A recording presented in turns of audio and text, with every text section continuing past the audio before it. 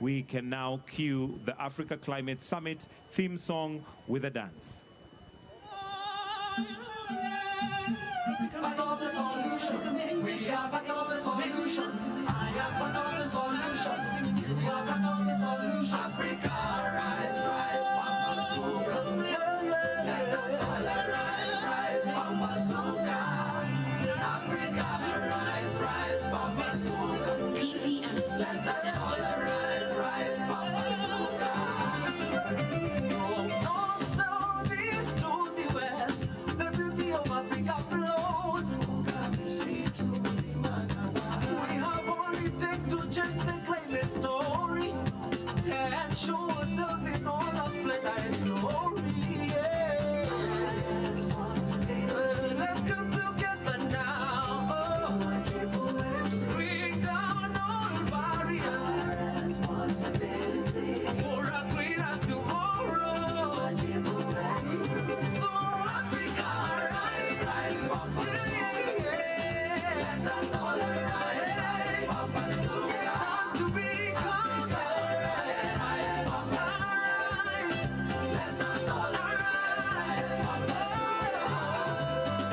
We are part of the solution to this nation, of the solution. We are part of the solution. We are part of the solution. We are part of the solution. I am part of the solution. We are part of the solution. We are part of the solution. Africa, Africa yangu, Africa yangu. Tumetua kusimama mewadia. Kwa pamoja, tutafute suluhisho za kuzuia mabadiliko ya tabia nchi. To secure the future of humanity, solutions made in Africa. To speak with one voice, to save the world.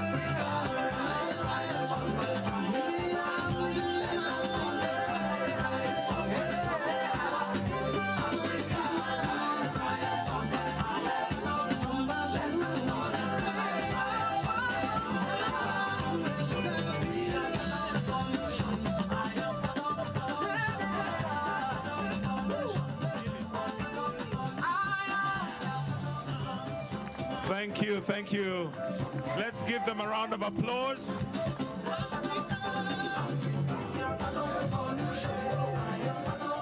Thank you. Thank you, DJ. Thank you. Why don't we give them a round of applause for that wonderful production. And at this point, allow me to now invite His Excellency, the President of this great nation, the host President of the Africa Climate Summit, His Excellency, Dr. William Samoei Ruto. Let's put our hands together as we welcome him. Welcome, sir. Thank you. Thank you very much, ladies and gentlemen, Your Excellencies, heads of state and government, ministers present,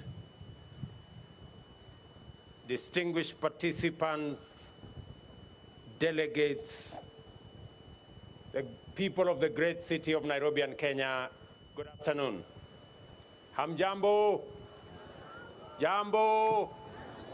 I'm not hearing it clearly. Jambo?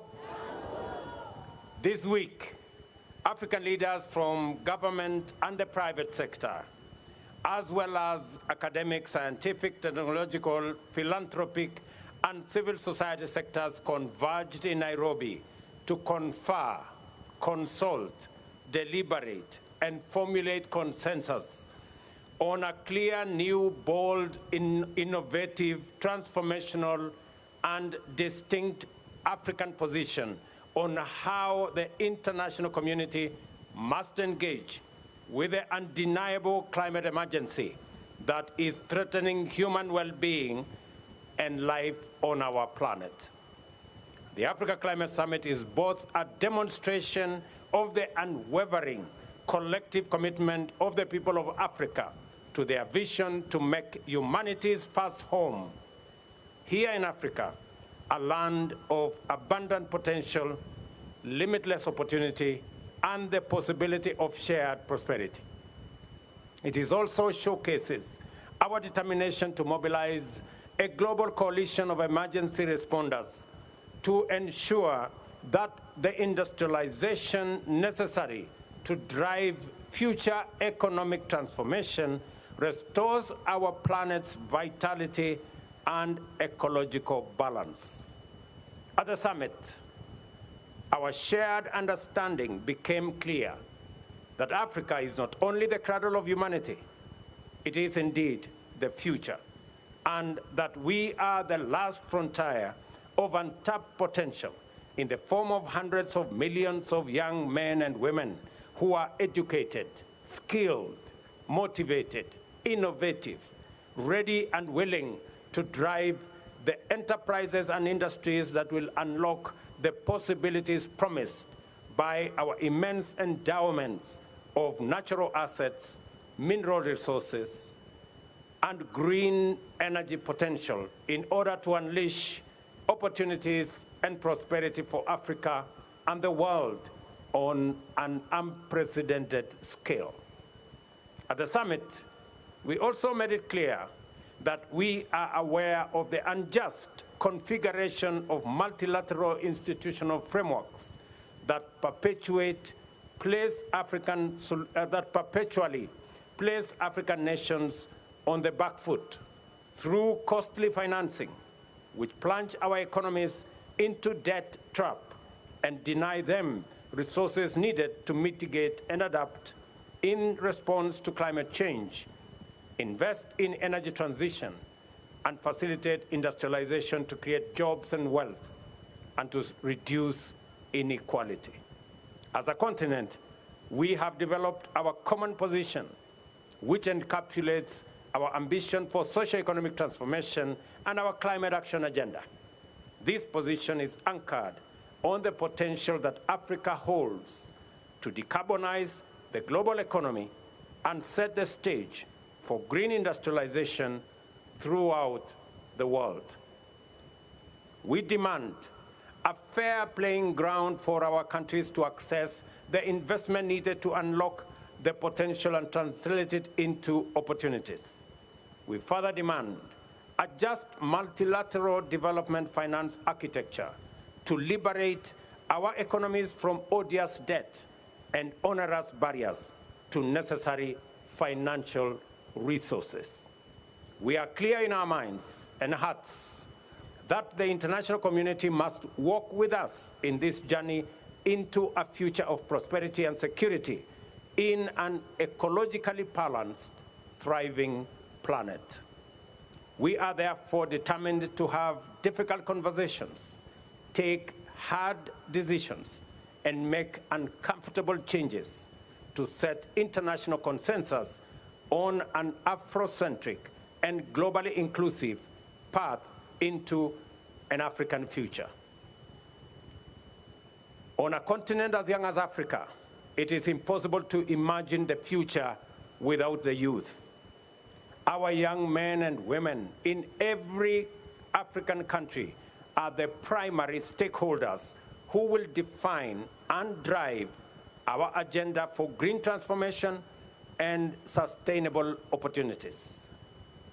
Our message will not be clear if the voice of the youth is missing. Our efforts to achieve prosperity will not succeed if there are no opportunities for the youth. And our journey will be long and hard and in vain if the youth are not coming with us.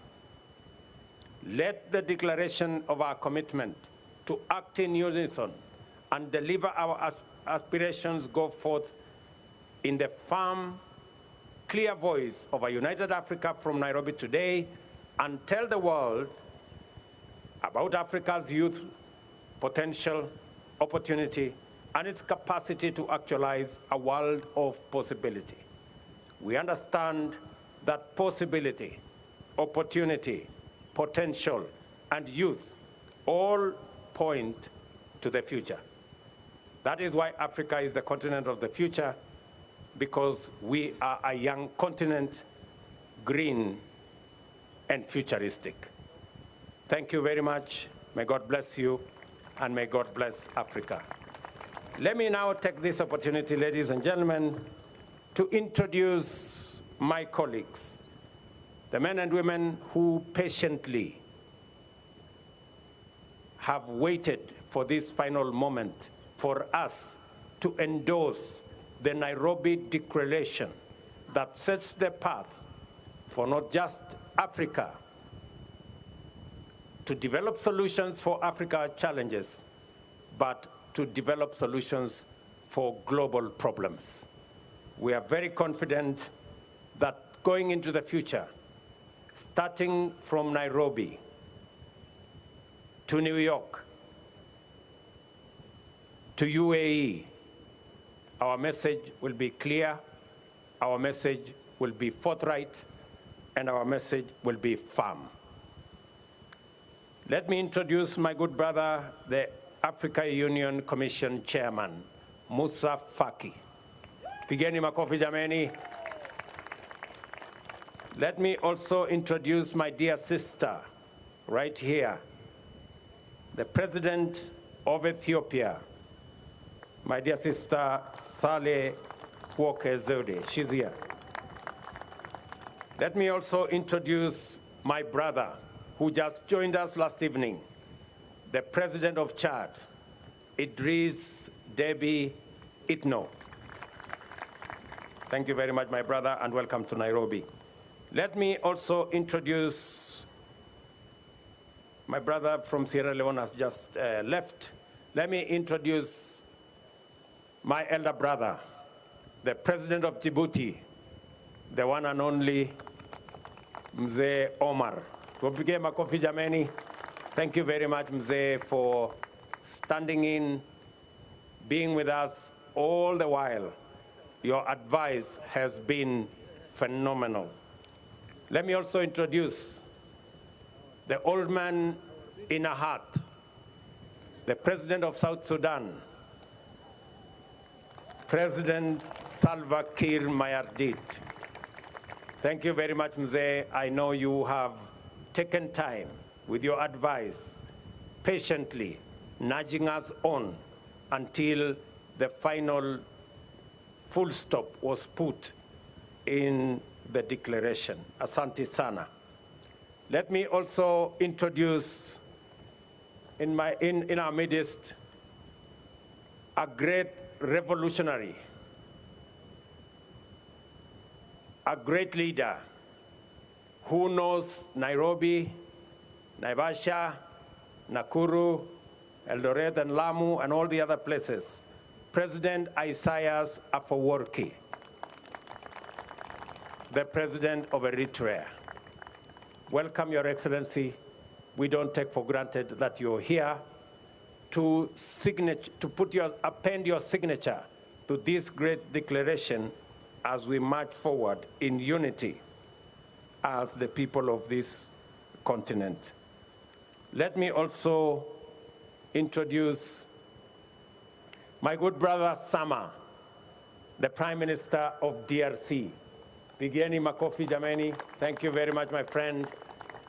I know you were very keen as we discussed what to do with our natural carbon sinks. And your contribution in making sure that it is reflected appropriately in our declaration is greatly appreciated.